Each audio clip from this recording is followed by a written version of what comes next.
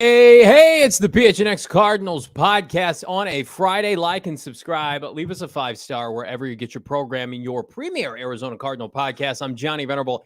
He is Bo Brock at the PHNX headquarters in downtown Phoenix. We got a jam-packed show on a Friday. A lot of good stuff coming up. We pay tribute to Jim Brown, who sadly passed away today. But first things first, Bo Brock, quarterbacks, and more quarterbacks as we continue the look this offseason at the depth charts for the Arizona Cardinals. We have looked at, of course, their front seven on the defensive side of the football, the big hog mollies on the offensive side of the football, the offensive line. Now we're going to get into, do you feel like we've been talking about this quarterback position enough? Because it is so important as far as how they start the season. It's a challenging first couple games of the season, and a lot goes into how the Cardinals, if they're going to have any success, who's the one under center running Drew Petzing's offense out of the gates here. I don't think we've been talking about it enough because it's a kind of under the radar storyline.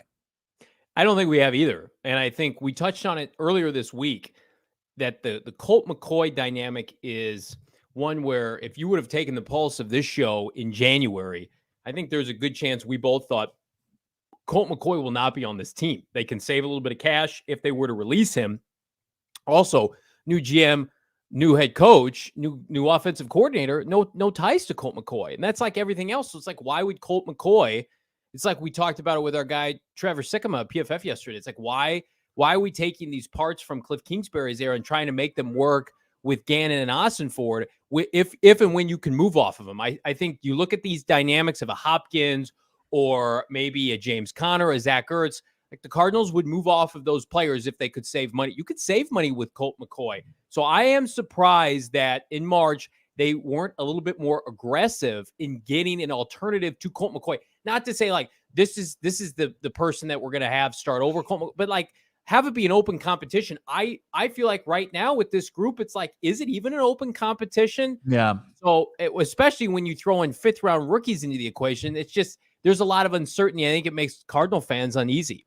Yeah, it should make him feel uneasy because, I mean, if there's anything that's maybe the most egregious sign of a rebuild, it's how they've approached the quarterback position, I feel like. I mean, if you're truly going to go out there and try to compete, you know, I think obviously Colt McCoy has given you that chance, right? And the 6 starts that he's made over the last 2 seasons, he's the quintessential backup, right? He won you 3 games, he lost you 3 games. That's what you get. And, you know, anybody who was pounding the table for more than that, you know, I think Colt McCoy, the ugly side of being the quintessential backup kind of flexed it or kind of turned its ugly head, right? So as far as where they are going forward, it's like, okay, you saw the best of McCoy, then you saw maybe not the best. And obviously he took so many lumps last year from his neck to he had an MRI on his head to his calf. He had, you know, throwing issues. It seems like those have lingered into the offseason. That Colt McCoy is like, okay, at 37 years old, you know, what's the ceiling here? What's the point of a rebuilding team? The point is like, you got to give yourself at least a chance. And like David Blau, I think, showed a little bit. Of course, he had his competitiveness to come in off the streets, pick up the offense for Cliff Kingsbury in as little time as he did, and compete like he did in Atlanta and compete like he did before the injury against San Francisco is admirable. But it's like, does it inspire hope in this fan base? I don't think so. And it's like Jeff Driscoll, like we know that story, right? And then Clayton Tune, like people love to see under the radar, low drafted rookie quarterback come in, and people love to see him compete. But look, it's the toughest position in the world. There's a reason you just don't throw sometimes quarterbacks to the wolves, especially early, because things, if they go horribly wrong, that guy's career could be done as soon as it happens. Yeah, and I thought they might be a little bit more aggressive with taking a quarterback earlier. Like, I don't think it's an indictment on Kyler Murray had they used a late 3rd round pick, early 4th round pick on a quarterback. That would not have bothered me at all, especially when you consider the bounty of picks that Ossenfort got. And the fact that I think you would have a little bit more leeway there to potentially start a 3rd or 4th round pick. You start talking about a 5th round quarterback, to your point, that's not set up for success immediately. Now, somebody could force the issue. I mean, I think the Cardinals behind closed doors, if they see Clayton Tune in training camp and he goes out and plays well in preseason, like they would love to start Clayton Tune before Kyler Murray comes back. But to sit here and say like that's likely, it's not likely. The NFL game, quarterback is the most demanding position. It's the hardest to play in professional sports, depending on who you ask. So you can't go into that. So that's why I think like Clayton Tune is the kind of the unknown, right? We're excited about him, but he's not the plan for whatever it is, the second week of September, the second Sunday in September. It's which veteran are they going to go with? And we're going to talk about the group that they have right now and all the extenuating circumstances. But we gave a grade to Monti Ossenfort earlier this week about, how they do this offseason. Mm-hmm. And, the Hopkins non-trade aside, which I think is becoming easier to accept because of the draft capital they got in the trade down from 3 to 12. I'm disappointed with how he handled the quarterback situation. Now, maybe he's got an ace up his sleeve. I'd love to see that. Maybe it means Kyler Murray's ahead of schedule. But to not go out and get a Joshua Dobbs, somebody who started games last year that we know they were interested in, I think that was a mistake. And to the folks in the chat, like Colt McCoy's not even throwing right now. He's 36 years old. He's a career, under 500 quarterback. And he's like 14 games under 500. He is meant to come in and play 3 games max. I mean, like, depending on who you talk to, not this show, but other people, it's like Colt McCoy for 8 weeks, 10 weeks, not a recipe for success, Bo. I don't think he could make it that long. I really don't. I don't think just physically his body could absorb the hits necessarily, and obviously the way that he likes to play the game. I just don't, sometimes he's not obviously the most athletic at going into his year 37 season, but like he does like to get out of the pocket a little bit. It's not Kyler Murray by any means, but it takes a toll, and I don't know if he can absorb that type of wear and tear. So it really does. Let's take a look at this list of options, and we've kind of already gone through these. It's Kyler Murray. These are your quarterback options going into the season. Kyler Murray, if he pulls the rabbit out of his hat, he shows up, greatest trick ever pulled, and he's out there week 1. He's Joe Burrow coming off his ACL injury, but he's going to be a pocket passer. That's an option according to the everybody's favorite Twitter doctor, David Chow, but he also said he's just not going to be the same quarterback. So I think just what we've been told, the intel we know from the organization, Gannon himself, like that doesn't seem like a realistic option at all. Colt McCoy coming off of his own slate of injuries. David Blau, he seems like he's healthy, even though he didn't finish the season healthy. He left the regular season finale. Look, we'd have to figure out what actually happened with Blau because we didn't really get to talk to anybody. Did he break his collarbone? What was the deal there? Jeff Driscoll and then Clayton Tune, the 5th rounder. I disagree with Blaine in the chat. Tune is a vet at this point. He's played 55 games. Well, I think that's a benefit to him. It's just different being in the NFL. And Driscoll and Blau have had a cup of coffee in the NFL.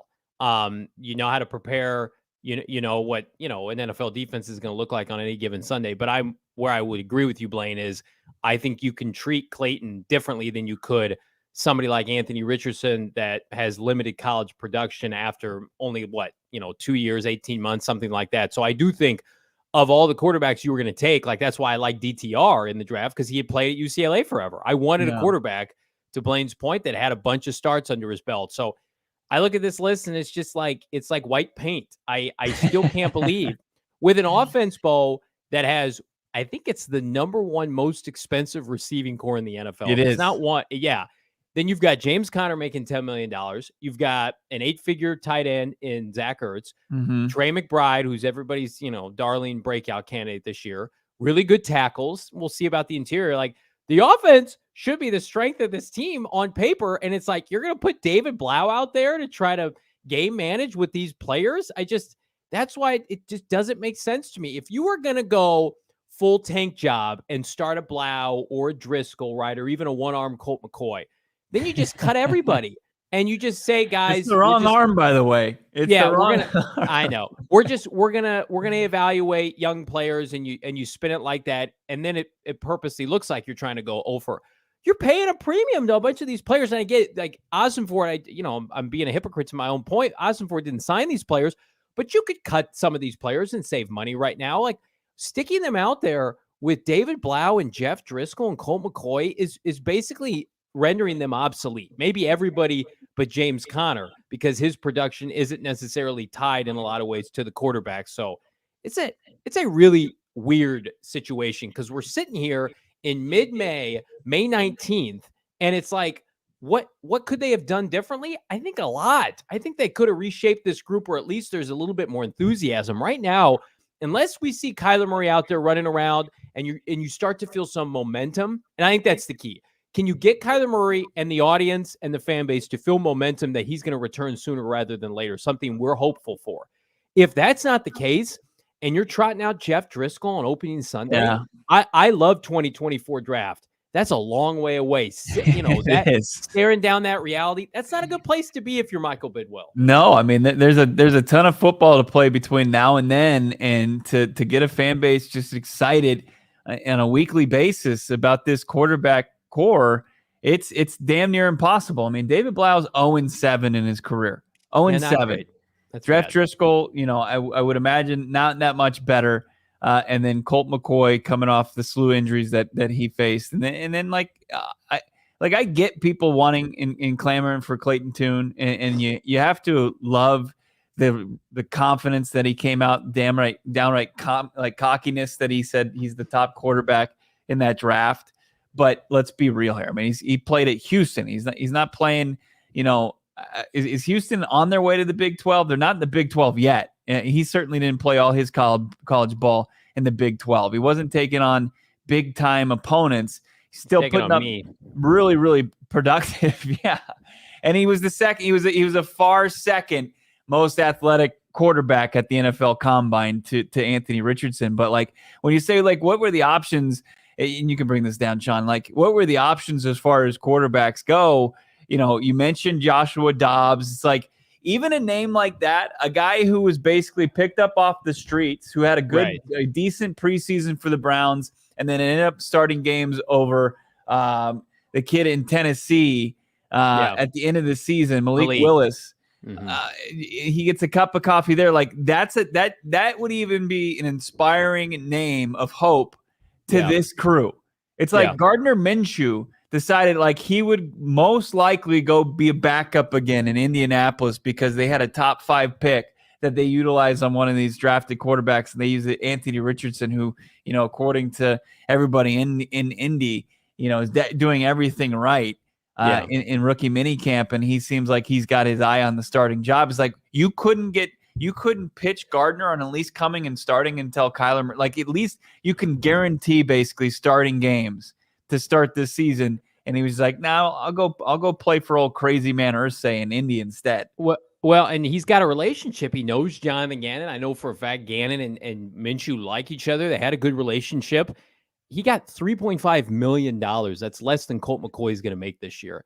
And everybody, if Gardner Minshew starts games, is going to be clamoring for Anthony Richardson. When in reverse, if he came to Arizona, it's like you have time then to be patient, more patient with Kyler Murray. I think that's one of the things maybe they didn't think through, Bo, is that you bring somebody competent in, a Brissett, a Minshew, a Joshua Dobbs, somebody like that.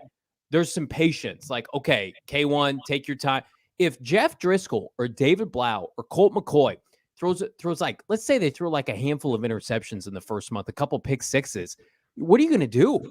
You're going to wave the white flag on the season? It's just like everybody's going to be saying, where's Kyler? Get Kyler back. He looks great. We've seen glimpses of him at practice. You guys are going to be out there on the sideline during practice. Kyler's going to be whipping it around. He's going to look really good. Yeah. I think they mishandled that. I don't say Ossenfort mishandled a lot, but it's like Minshew started games, won games in primetime. Jacoby Brissett knows Drew Petzing. I get it. Brissett went to Washington. He wants to win that job. He's making $8 million. Pay him $9 million. Pay him $10 million for a year. Who cares? Pay him $10 million so you don't have to worry about, because that, I mean, I know they know it's going to be tough this year without Kyler Murray. I don't know if they know how difficult it will be if you roll with this quarterback group for the majority of the season. That because then you start talking about, is Gannon equipped for this job? Do you have to fire the offensive court? Like, there's going to be a lot of talk of that, not from this show, but from external like these guys are in over their head. What are they doing? Yeah. And so I know everybody's down on this roster right now, but you needed to steady the waters, and there's still time. I mean, Bridgewater doesn't do a lot for me, But I could see a scenario, Bo, in which, like, let's say Anthony Richardson just forces the issue in training camp and he becomes the starter. Maybe you could pull off a deal to get Minshew back here if you're underwhelmed with your options. Maybe Joshua Dobbs is cut. You could claim him. But that's relying on other teams, what they're going to do. Yeah. You had 3 to 4 options in free agency, and you kind of sat on your hands. Yeah, I mean, Cleveland has Watson at QB1, and then there's going to be a battle between Dobbs and DTR and Kellen Mond for the backup role, and we'll see what happens to who are cast off from that roster. And if it's a guy like Dobbs, the Cardinals already made their decision on DTR that they valued Tune over him because they took him ahead, just one pick ahead of DTR in the draft. So it really is fascinating. And then you have to also take in consideration, like, Kyler Murray, his contract, his skill set, as much as people wanted to report and be sensational and say that Kyler Murray was a deterrent, maybe quarterbacks were just like, yeah, I get to start a couple games, but once he comes back, the contract tells me, the play tells me, that's his job. What else? I'm back to the bench and I'm never going to see the field again, potentially, even though Kyler Murray's dealt with some, a hamstring injury, ankle injury here and there. Maybe it was just that was a deterrent to some of these guys that think, okay, Indy's bringing in a guy, we don't know who it's going to be, the third quarterback off the board. Cleveland, Dobbs was familiar with that from the previous preseason and just wanted to go play for Kevin Stefanski and back up Deshaun Watson again. I don't know, but it's really fascinating how, as well as Monti Ossenfort really had a finger on the pulse of the draft and how that moved and came away with a solid class, we believe, and how he's made some unpopular but necessary moves this offseason. I think you can point to the quarterback position and lack of movement there as one of the few missteps. Jalen Blair, I'm going to push back on this comment. I respect you for putting it out there. They're not in the business of throwing money away like Johnny is proposing. I'm assuming to my comment on getting Jacoby Brissett or Gardner Minshew. This year is going to be rough, and they know that. If that was their mindset, then just trade D-Hop away for a ham sandwich. Get rid of him for a 5th or 6th round pick. If you're trying to dump money at that aspect, they're going to roll with D-Hop right now, unless they get a premium pick in return for him. DeAndre Hopkins has a cap hit of $30 million this year. So then I don't want to hear you say, well, we're not going to spend then $3 million on Gardner Minshew when you can cut Dennis Gardeck tomorrow and make $3 million. There have been opportunities to reshape some players that are not going to be in the equation, whether it's now or September or November, that are going to be long-term staples for this team. You can move off of and get into the green post June 1st, and you could have allocated some of those funds to a backup, to a capable backup. It's just, I get it. A lot of people are like, well, the Cardinals aren't serious this year, so their quarterback room is obsolete, especially until Kyler Murray comes back. You got to get people enthused. It's going to start to feel real when you're out there in training camp and the preseason, and this is your quarterback room, and all this stuff about rebuilding and reshaping the roster, and we're just going to roll with what we have with these D and C options until K1 comes back. That's great in March and April. You can talk yourself into a lot of people, but you look atrocious. And this is all due respect to Drew Petzing, but you look atrocious with these quarterbacks. And it's like, how quickly can we get somebody else in here? Because we got to reinvigorate the Red Sea. You're not going to do that with Jeff Driscoll. I'm sorry. You're not going to do that. It's and when you bring up DeAndre Hopkins, I mean, if you're going to try to continue to build up his value and how other teams perceive him and are willing to take on his contract, maybe at the deadline. I mean, the last time we saw DeAndre Hopkins on the playing field, he was trying to catch passes from Trace McSorley. He had 10 targets in the final home game last year and had one catch. Catch. He was targeted 10 times. It was unbelievable.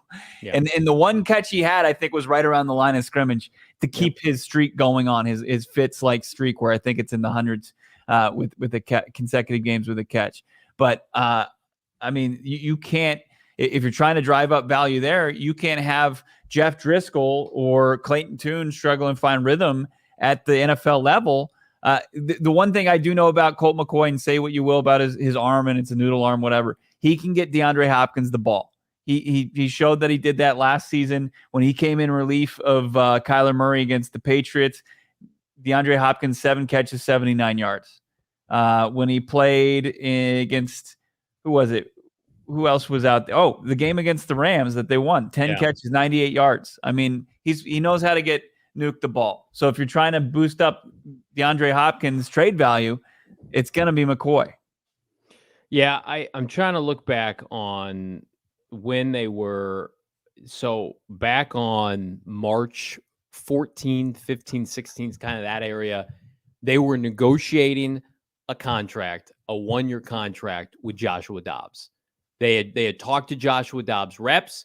He wanted a little bit more guaranteed money, but it was like the difference between like $500,000 and not a lot, right? And it's just that, to me, I know you wouldn't have enthused the fan base, but you could have looked at his sample size in Tennessee last year and said, yeah, this makes sense. He played well. I think he won a game or two. You could sell that to the fan base, and I think that was a miss. I think they're going to look back and say, you know, what were we doing there? This is just not it. And I get it. But, you know, Clayton Tune might surprise people, but do we want to go on the record right now and say, who do you think is going to open the season for the Arizona Cardinals at quarterback? Yeah, this is like the most unsexy conversation I think we could possibly have. And it's been a long offseason, right? And sometimes we have to kind of spit shine some turds, but this might be the one. I think it's Colt McCoy. I think Colt McCoy is my QB1 going into the season, barring any kind of transaction between now and then. But if he can continue to get healthy and get his arm back into shape, and if he's under contract, I know he's doing stuff with the USFL on TV and things like that. Great, Colt. Huh? That's great. It's great. I don't want that. Is that a glass from a 1990s Pizza Hut? Where did you get that? Don't talk about it. I'm trying to make a serious point. Yeah, I'm gonna go play. I'm gonna go get some dessert pizza after I. You're gonna go sit down and play some like asteroids at the sit down Pizza Hut in Maricopa. I'm gonna be straight with you. I bought these off of Amazon. They were like 4 for like $5 because they look like retro pizza arcade cups, and I love them, and my wife hates them. But I will drink them forever. I'm with you. I think it's Colt McCoy. Yeah. I until they do something else. I think it's like the conversation we had about like Paris Johnson Jr. and DJ Humphries. It's like you just go with who's available until they give you a reason not to go with him. If Clayton Tune comes out and lights it up in the preseason, then we're celebrating. We're having a great conversation. I don't understand Gary's comment here saying like, I hope they play Clayton Tune and make us look silly because of the comments when he blows up. Happen. Absolutely. I mean, but a guy going from Houston playing for the Cougars and I know he played 5 seasons. I mean, if Brock Purdy played week 1, he's not Brock Purdy that he was at the end of the season. No one can say Brock Purdy and Clayton Tune in the same sentence. Number one, Brock Purdy's roster is the best in the NFC easily. And he's got Kyle Shanahan. Like, everybody thinks the Cardinals have the worst roster in the NFL. And I know it just lauded their skill players, but the Brock Purdy thing makes me want to throw up with these late quarterbacks. Like, and I don't think Brock Purdy's that great. I think he's going to come back down to earth this year. All right, so Clayton Tune, how much did you ever watch him at Houston? Did you catch him ever on a Saturday? Just from the highlights and the breakdowns during the draft process. I remember watching him, I think against, I can't even remember who it was. This is not good podcasting. And I remember thinking he's got a pretty good arm and he completes the ball pretty consistently. He like mastered the offense, right? But they're not running the same offense as Houston, and they're not playing in that conference. It's going to be tough. The best thing for him is, can he complete passes? Can he complete the layup passes and distribute to playmakers? What will hamper Driscoll, whose completion percentage is bad, and somebody like David Blau, who couldn't, he did okay last year, but he missed some open throws in the Atlanta game, is like, can you get DeAndre Hopkins and Marquise Brown and Rondale Moore and Zach Ertz the ball in space? And that's, to Bo's point, that's what Colt McCoy Let's talk about, okay, let's use Desmond Ridder as an example, right? Desmond Ridder was a 3rd-round pick. Cincinnati. Went to the college football playoff. Yes, played in the college football playoff semifinal against Bama, and he struggled. He struggled mightily. And it's like to have expectations for Tune to come in and as a 5th rounder, as was he QB6 to come in and play week 1. I know we've seen the success stories, right? Obviously, one of the greatest stories ever told is Tom Brady, 199, right? 6th round pick. He had to split time at Michigan. He comes in, gets his opportunity, I think, in year 2 after Bledsoe got just absolutely lit up. And then you got like the Russell Wilson. But Russell Wilson was a 3rd round pick. Russell Wilson played big boy football at NC State and then Wisconsin in his final collegiate season. It's like, this is a hard position. We've seen guys who are solid in college just get chewed up and spit out by the NFL. So as much as I like Tune's athleticism, I like his playmaking, I like his production from Houston, I'm just trying to be realistic here. Like, what the chances of him starting the season for the Arizona Cardinals are basically 0%, which is a better percentage than me right now making my wagers on the NBA playoff. But I will proceed forward. For whatever reason, I thought the Lakers would win at least one game in in Denver, and that has not happened yet. So kudos to the Nuggets. I hope you took the Nuggets and the points. The Nuggets money line has been, it's been crazy beneficial this postseason during the NBA playoffs. Right now, do your dabbling with everything gambling with BetMGM. BetMGM, call your shot. We've teamed up with BetMGM this season. We're going to be using BetMGM lines to make all of our picks, and we'll have special offers to our listeners every single week, including this every Saturday, which is mañana, and Wednesday. Claim your bonus bets on the house. Fans are automatically going to receive a bonus bet upon logging into their account. We've got, I think, Celtics and Heat tonight, game 2. Dabble on a bonus bet, but fair warning, they expire after 72 hours. So do not wait. Get them in now. Do not wait to come out for the Knockout Nights Cornhole League. First Friday of every month, May through August at BetMGM Sportsbook on the Great Lawn at State Farm Stadium. We cannot wait to see you there. Giveaways, specials, BetMGM prizes.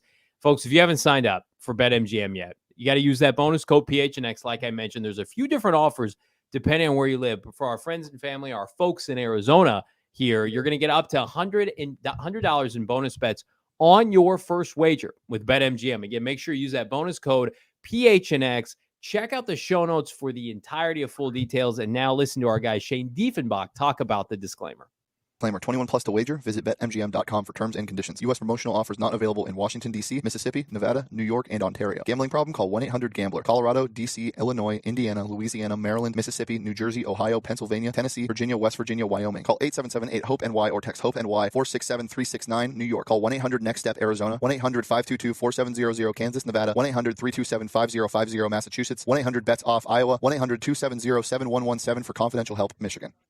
I love everybody in the chat. I love the enthusiasm. I love the spirit. People, yep. I would love to see a 5th round selection start at the quarterback position for the Arizona Cardinals. I think it would be a blast. And if he has any success, it would be even more fun. It'd be as fun as our draft party that we had at Four Peaks. We were out there. We were buying beers. Love to see you guys again. Buy you some more beers. Kilt Lifters, the Wow Wheat, #1 wheat beer in Arizona. It's Wow. Can't go wrong with that. And I'm always talking about the barrel-aged beer that they have there. It's brewed on location, and then it's aged in these Kentucky barrels, and it's always the smoothest, most delicious beer you can get, especially in this great state of Arizona. Check everything out. They just did a PHNX Suns Arizona draft where they drafted the best things out of Arizona. If they didn't draft Four Peaks, well, that was a swing and a miss. They're all gone. Did they draft Four Peaks? Gerald drafted Four Peaks, and he drafted it pretty early on. All right, so he didn't time it. There's a good pick by Gerald Bourget of PHNX Suns. Make Four Peaks your #1 selection this weekend. You're going to check out the rest of the hoops games. You're going to go check out the rest of the NHL playoffs, or maybe watch the Diamondbacks as they heat up. Make sure you go to Four Peaks. Get yourself some great apps, great entree, great dessert, great beer. Got to be 21 years or older. Make sure you're following them on your socials at Four Peaks Brew and at Four Peaks Pub to keep up with the latest with Arizona's hometown brewery, Four Peaks.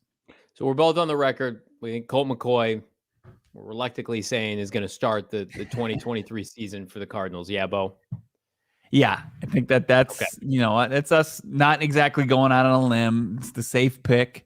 It was when the team was not, when it didn't have Kyler Murray in the shotgun last year, he was giving them the best chance to win. And we saw Blau 2 games, or about a game and a half, and we saw McSorley, who's no longer on this roster. But I think you're dealing with that caliber of player right now in the quarterback room. Revenge game, week 1 against the Commanders. We'll see about that. A lot of football to be played out in the offseason. If you didn't know, the great Jim Brown, a lot of people think the greatest football player of all time, former Cleveland Brown great, graduate of Syracuse, passed away today. His impact on the game is impacted well through the latter decades of his career. He became an actor, an advocate for the NFL with concussions and all that. So the loss of a significant Titan. I think in the NFL top 100 that they did, greatest players of all time, he was number 2.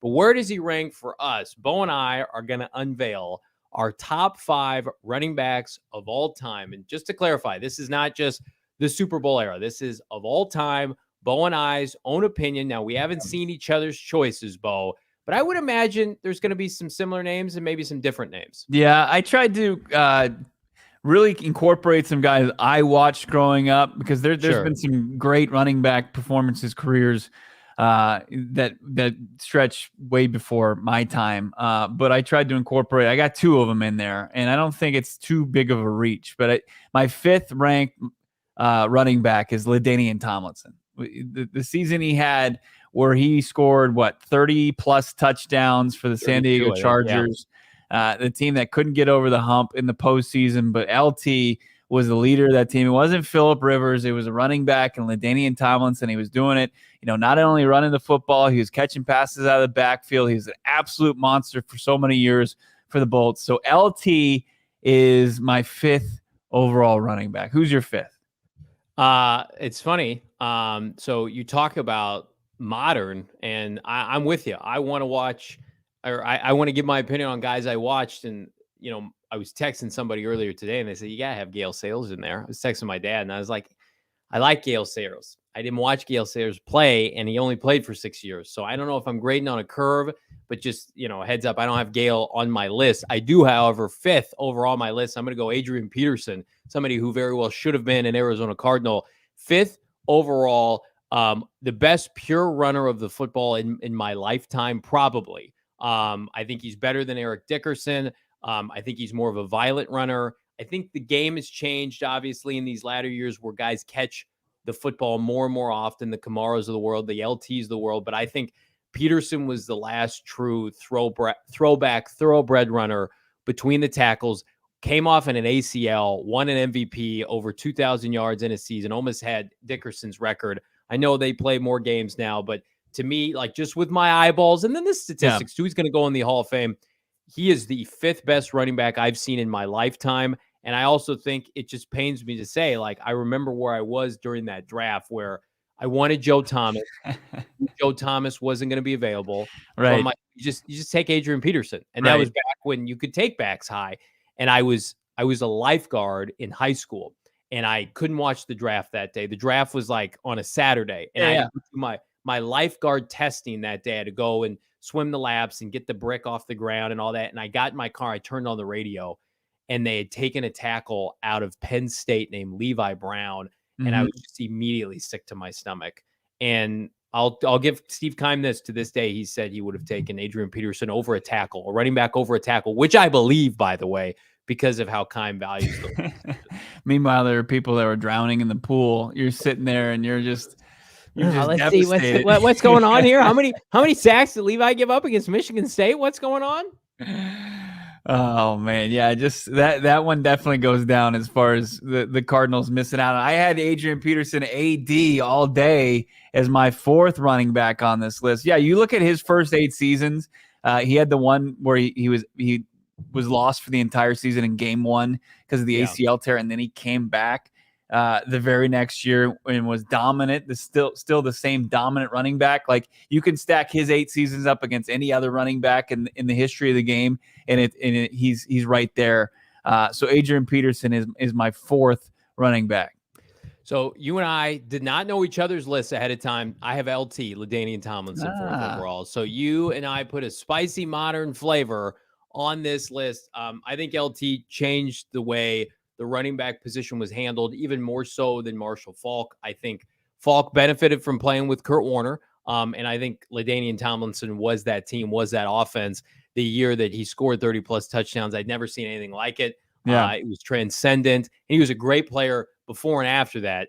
He's got all the statistical records you would ever want. I love the fact that out of high school, they told him he wanted to go to Texas, either Texas or USC. And they said, you can come here, but you got to play fullback. So he went to Texas Christian because they let him play halfback, and he was sensational there. Just imagine, he might have been the first overall pick had he gone to Texas or USC, but he fell a couple picks to the Chargers. So one of my all-time favorite backs, the visor, the powdered blue 21 jersey, iconic images of my youth. And it's a shame. He and Fitz are in that same category of some of the greatest players of all time that also never won a ring. He goes 5th overall. Mike Vick was number 1. Cardinals take another offensive lineman that draft. They take Leonard Davis, who was just a mountain of a man, just wasn't as productive. You're saying they should have taken Bijan this year in the top 10? They should have taken him back finally? But so the Chargers, they pull that. They get, so didn't they trade out of the top spot? Didn't they trade with Atlanta in that draft? Yeah, because then they had Breeze at the time, didn't they? They took Breeze, I think, Breeze at the top of the second round, didn't they? They liked Breeze out of Purdue, yeah. Or no, I guess Breeze was no, yeah. Breeze was second round. He was pick 2-1 in the second round. But yeah, LaDainian Tomlinson was unbelievable. 28 rushing touchdowns, and then you added a couple receiving touchdowns that year. 1,800 yards rushing, and then 500 receiving. He had 31 total touchdowns. Just a machine. All right, now we're throwing it back a little bit. I got Sweetness as my third best running back. And that's crazy to say. Walter Payton, all time, as far as the Chicago Bears goes. I take him over Sayers. I think that Walter Payton, also one we lost too young, way before Jim Brown, who was 87, who died today. But Walter Payton, man, I mean, he was one of the best to ever tote the rock in NFL history. Almost 17,000 yards rushing. He's my third overall as well, Bo Brock. I remember watching him, and he looked like he was carrying like a loaf of bread because his ball security never fumbled really, but his ball security was all over the place, and he just looked like a Greek god on the football field, sliding, maneuvering. I think he's the combination of my first and second best running back of all time is how I'll describe that. He had the power, he had the elusiveness, the explosiveness, obviously led the Chicago Bears to their one and only Super Bowl. And yeah, his post never got the TD, never got the tutty. I know they gave it to the fridge, which is egregious, but that doesn't matter. He's got his championship ring. I think Larry Fitzgerald would trade his multiple touchdown Super Bowl game. I know he would for a championship, but when I was putting this list together, I have Jim Brown as my second overall running back. And I kind of feel like that was the wrong move because when I saw this stat that in the 9 seasons that he was in the NFL, 8 of them he led the league in rushing yards. He also is retired as the only player to average 100 yards or over in every game. Yeah. Over 5 yards per carry. It was a 5.2. He's unbelievable. So Jim Brown was my number 2. He was also I guess an unbelievable lacrosse player. So when you talk about like 2 sports stars, lacrosse a little bit more under the radar, but he was All-American at Q's, right? Yeah, he was also a track star. He did everything. I think he also played basketball a little bit, but I know he was a track star. He did letter in hoops. I did hear that. He was I think more than a 3-sport athlete at Q's. He's a legend though. He has a statue on campus. This is our resident Q's alum, Sean DePaz. One of the few men to get the honor of wearing 44 on the football field for Syracuse football. It is very him, Ernie Davis, and Floyd Little, the only 3 that have their number retired. So he's a legend in college as well. I think CFP made him, or college football ranked him as the number 1 greatest college football player of all time in their 100th year celebration thing. So you could make an argument he should be like the NFL image for the logo. If they ever went to a singular entity, that should be what it looks like. Picking Spread's also saying Jim Brown is the only one and only NFL player in NFL history to win the MVP award as a rookie. That's right. Yeah. Which is unbelievable. His highlights are unbelievable. So I think you and I have the same top 2, but in a different order. So I have Barry Sanders second overall. And I went back and forth on this as well. I think Barry Sanders, to me, did more with less than any singular player, maybe in NFL history. You talk about the dysfunction in Detroit and what he was able to do, just his ability to make people miss in the open field. And I know people throw the stupid statistics out about the negative plays, but it's basically playing by himself out there. He led Detroit to relevancy, their last NFC North title, I think, in the early 90s. Got beat by Brett Favre in the wild card of the divisional round, but just truly sensational. Was fantastic out of Oklahoma State. Retired, unfortunately, way too early because he was tired of losing. Dylan in the chat, Barry Sanders went to a Pro Bowl every season of his career. Crazy.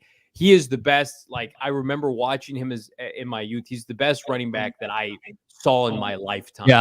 Everybody on the playground wanted to be Barry Sanders. Right. I mean, and he was shake and bake.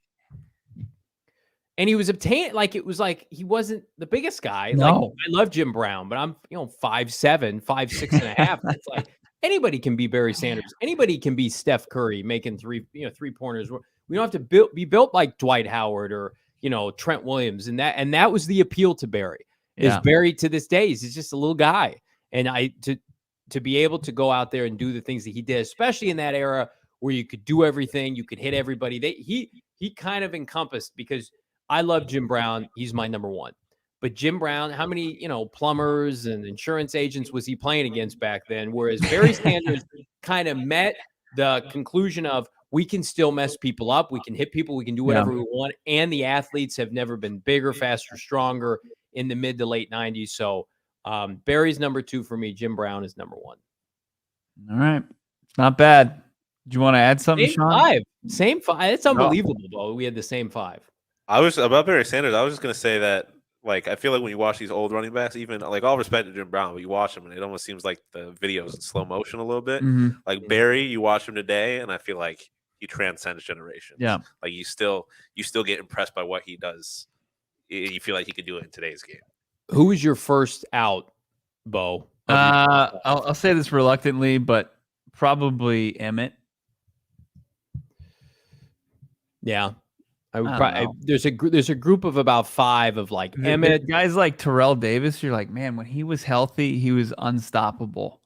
I remember him going for 2,000 yards. I remember Barry Sanders going for 2,000 yards.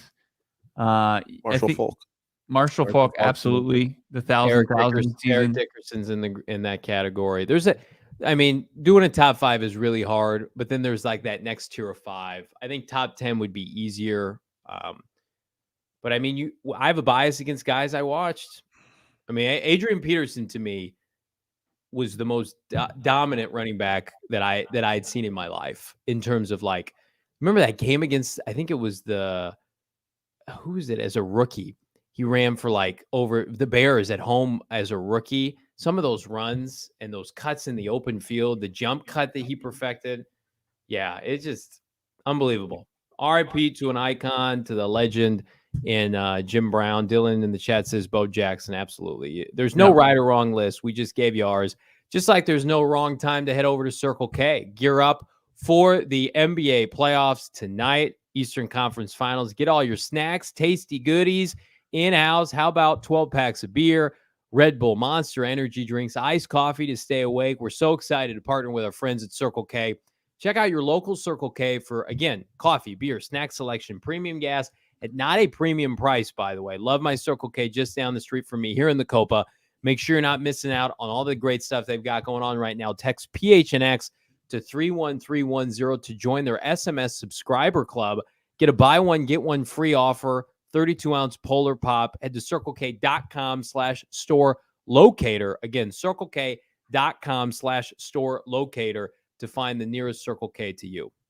Staying cool with a few Polar Pops, looking cool with some Shady Rays. Got to take advantage of Shady Rays with the best deal of the season using our code PHNX. Get 50% off 2 or more pairs of premium polarized shades. They're gear built to last. They look like designer sunglasses, but they're built. They're so sturdy. You drop them, no problem. You're not going to get any scuffs on these as well. They're unbelievable. They've got insane protection in all the eyewear. Every pair of sunglasses is backed by a lost and broken replacements. If you lose or break your pair, even on day one, they told us they'll send you a brand new pair. No questions asked. They have your back as long as you purchase That's unbelievable. Like, because I think I'm undefeated as far as losing sunglasses. I've lost every pair that I've owned, and having Shady Rays have that guarantee, that's it worth purchase right there. Take advantage of Shady Rays Memorial Day sale. It's going on starting next week. Check out starting May 25th.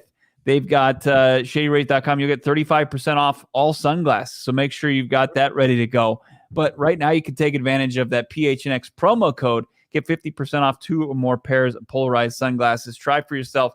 This sunglass is rated 5 stars by 250,000 people. Shady Rays. Real quick, off the cuff, Cardinals' best running back since moving to the desert. It's not a great list. Gary in the chat, and we were going to do a cards list. He said, don't forget about Otis Anderson, 100%. But the best in Arizona, I would probably say for 1 year, it was David Johnson. Yeah. There's no longevity award because nobody's been great even 3 years running. Edge had back-to-back middling 1,000-yard seasons. Beanie Wells had a one good year. That was it. I would say David Johnson was the offensive player of the year in the NFL. He had 20 tutties. Yeah, that's it. It's David Johnson. Yeah. I don't disagree. If you look at their all-time rushing yards leaders, it's Otis Anderson at 7,999. And then you got like Stump Mitchell. And then you start to get like David Johnson's top 10 on that list, 3,100 yards. Is Kyler Murray in the top 11? Did I see that earlier today? I think Kyler's like top 10 or 11. Maybe since they moved he's in the top 20 as far as the organization goes. Okay. Maybe since they moved to AZ, because he's got to be easily top 10 since they moved to the desert. He is. I looked it up this morning. He's 10 or 11, which is just, that's unbelievable for Kyler, but just that's a disgrace for the Cardinals. Michael Pittman right there. Andre Ellington. Bad. And some throwbacks. Tim Hightower. It's a great pick in the 5th round. The shelf life for running backs is so short. It's crazy. The peak for any of those go. Well, first of all, the Cardinals fudged up. They had what's his name that went to San Francisco, right? Garrison Hurst. Mm-hmm. And then they had Thomas Jones. Yeah. Thomas Jones was fantastic. Was he like 6th overall, Thomas Jones? Yeah, of course he was. The best peak back that they've had was David Johnson. And I know I see Larry Centers a little bit in the chat. Larry Centers on his best day was not David Johnson in 2016. David Johnson was a man among men in 2016. He was unbelievable. And absolutely unbelievable. I love the stories from Frank Sanders talking about, obviously that Cardinals team that went to the playoffs with Jake Plummer and Frank, Rob Moore, Larry Centers, and then they had all this momentum, and then the organization, they let a guy like Larry Centers walk because they paid Jake early, and then he goes to Washington and continues to be one of the best fullbacks. He was unbelievable. I'm going to make a prediction right now that the best back in Cardinal history, in Arizona Cardinal history, franchise, is going to be the next one they draft, is going to be the Monti Ossenfort running back that they draft in like the 2nd or 3rd round next year. That's my prediction. It's not I don't think that's a hot take. I mean, it doesn't have very far to go. That is.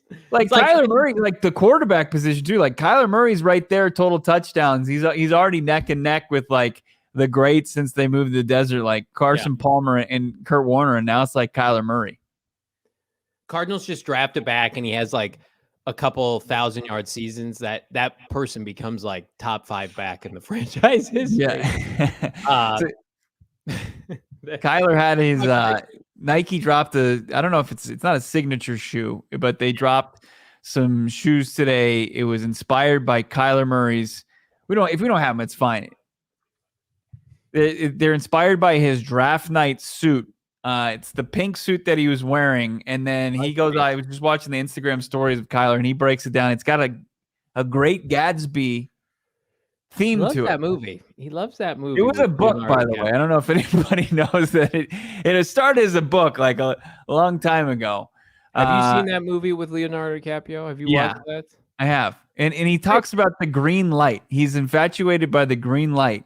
And how, at the end of his dock, there's the green light across the bay, and that green light represents everything he works towards and wants in life. So these are the shoes. So if you know the movie that Johnny's talking about, the Great Gatsby with Leonardo DiCaprio and Tobey Maguire, it's got kind of this, I don't know what you would call that on the, like this Art Deco. Yeah, this Art Deco on the shoe. Here's what I know. The movie has a 48 on Rotten Tomatoes. Can somebody get Kyler Murray a copy of Citizen Kane or something? Let's not. The Great Gatsby, the movie, is trash. It's not good. So I'm a little bit. I love Kyler. Because it's done by like Baz Luhrmann. He's This is the first thing I'm going to raise my eyebrow of all off season with Kyler. Come on, Kyler. That movie was low key pretty terrible. Have we confirmed that it's the movie, or are we just assuming that he said the movie? Okay, yeah, he said. But I don't know. Did they do the Great Gatsby back in the day though? Did they ever do it before? I'm sure they did. I read Great Gatsby in high school. I know we all read it. I think it was required reading. Oh, did they do an earlier version of the movie? Yeah, did they? I don't know. No, that's the film in 2013 is the only film they've ever made on it, and yeah, it was not good. Come on, Kyler. I didn't think it was. I'm indifferent on it. I actually didn't think it was horrible. 48 on Rotten Tomatoes. That means sucks, man. That's like Indiana Jones 5 right now. It's got a 44 on Rotten Tomatoes. You don't see me repping 80-year-old Harrison. You got to go with the audience score, not the critic score. What are you going off of there? I'm going off the critic score. I bet the audience. Hang on, this is bad podcasting. I bet the audience score is not. How about Kyler Murray getting some cleats as he's doing his rehab? Anything to that? Anything that gives you a little encouragement that when you see the guy on the Ringer yesterday.com say that he's going to be out most of the season, it's like he's getting shoes from Nike. They certainly think that he's going to play. There's 2 points of clarification. So, friend of the chat, Mr. J, he says there's a 1974 version with Robert Redford. Maybe that's what Kyler's alluding to. 67 on Rotten Tomatoes for the 2013 movie audience score. I will love that movie and watch it nonstop for 24 hours if Kyler Murray comes back week 1. Kyler, you rep. I'll buy myself. And I'll chug 2 beers in a row if Clayton Tune is starting week 1 for the Arizona Cardinals from 4 Peaks. All right, real quick, Bo, you were DMing Jalen Thompson, Budda Baker's trainer. But before we get to that, I want to tell everybody, if you don't have Memorial Day plans, what are you waiting for? Do it with our friends at Octane Raceway and Maverick. Maverick, free bowling for veterans, active duty personnel. If you show their ID from 10 a.m. to 3 p.m. In addition, the venue's going to open up early on Memorial Day at 10 a.m. Doorbuster deals, buy one, get one free, $20 game cards, which is fantastic. Their game cards last a ton. And then buy one, get one free laser tag for an hour from 10 to 11 a.m. So if you're wondering, what am I going to do? My kids are out of school, Memorial Day, I don't have anything to do. Go to Octane Raceway and Maverick on May 29th. You will not regret it. Plus, they've got this summer engineering camp right now. They're partnering with Engineering for Kids. Kids 7 through, I think, 15 have an opportunity to go to this camp. It's taking place May 30th through the entirety of the summer, July 31st. Fantastic cause. They also have free bowling all summer, May 30th to August 4th. The kids' free bowling program. Children 15 and under are eligible for 2 free games a day. They're just doing great stuff. We love our partners. I love our friends at Octane Raceway and Maverick. Book some fun this summer, this spring with them. Again, whatever your taste is it axe throwing, laser tag, virtual reality, go-kart racing, tons of stuff. You're only going to find it at octaneraceway.com and maverick.com to learn more, Bo. Also, learn more about More Furniture. They've got obviously great selection. Save big on the best furniture in the Valley. When you head over to morefurniture.com, get some furniture for your living room, your dining room, your kids' room, your bedroom, your office, entertainment center. You can all find it. You can find it all at morefurniture.com, and you can get that white glove delivery. It's heating up. I was walking outside today, going to lunch down the street here, downtown Phoenix, and it's getting my sweat on. And you don't want to have to be moving big, heavy furniture this time of year, but you don't want to also keep that from getting you a great new couch, great new bed, mattress, whatever it may be. Get that white glove delivery. We received it on all our Alphas furniture. We had it delivered. All the packaging was taken and thrown away, and then they put together the furniture and put it exactly where we wanted, and it looks great. Check out, like I said, save big on the best furniture in the Valley. When you head over to morefurniture.com, that Memorial Day sale is coming right next week, actually. So make sure you're checking out that website frequently, seeing all the deals that they have. So Bo's sweaty. I'm sweaty. I've been trying to work out. Budda Baker, Jalen Thompson, equally sweaty, if not more so, Bo. And we saw Budda in the lab earlier this week. Stunting on the him haters. all off season in the lab. Yeah, the disrespect that he's putting in the gym work, and he's doing it. It sounds like with his trainer along with Jalen Thompson, Bo.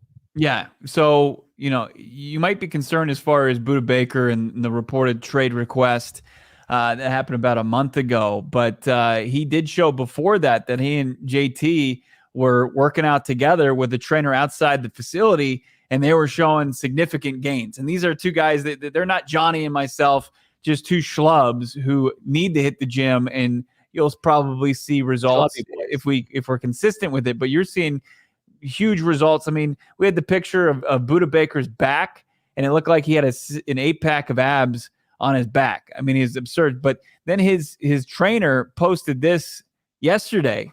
It said JT_bro34, that's Jalen Thompson, Budda Baker 3, both hitting 10-yard sprint times faster than the fastest recorded during the NFL Combine. Just getting started at builtbetter_AZ. And I was just kind of confirming as far as, what that meant. So you got the 10-yard splits. When somebody runs a 40, you get the 10-yard splits. And these guys are doing 10-yard sprints, and they're faster than the 10-yard splits that you're seeing at the NFL Scouting Combine.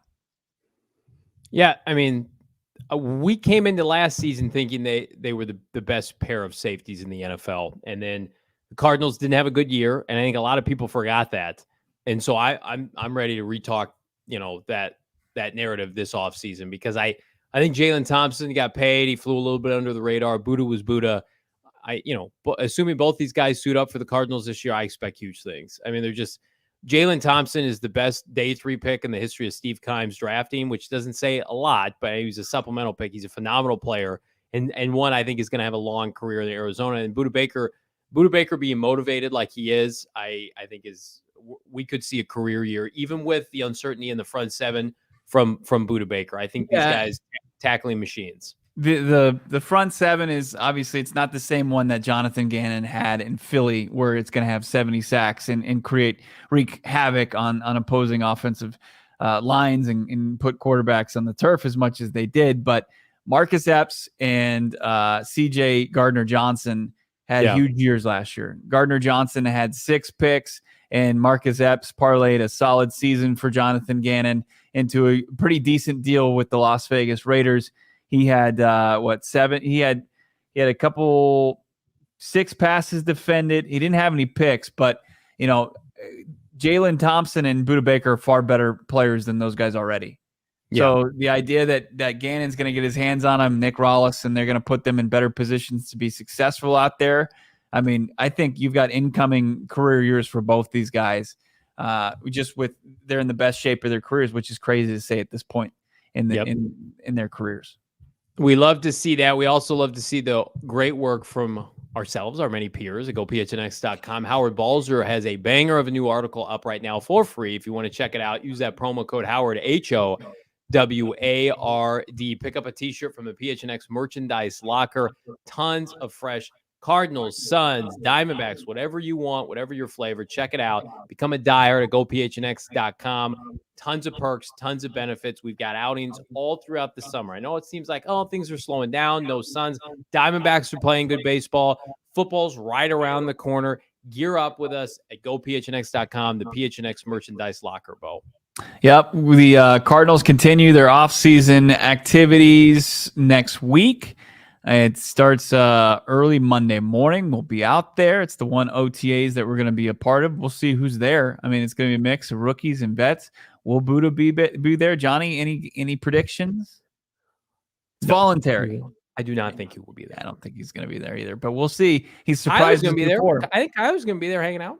Kyler's there last time, and so we'll see what's going on with the Cardinals. With the latest from this organization, we start to mix this rookie class with the veterans, get even more of a glimpse of this 2023 squad. We'll have the latest Monday afternoon, barring any breaking news. Have a great weekend. We'll talk to you then. For Johnny Venerable, Sean DePaz, I'm Bo Brock. See you guys soon.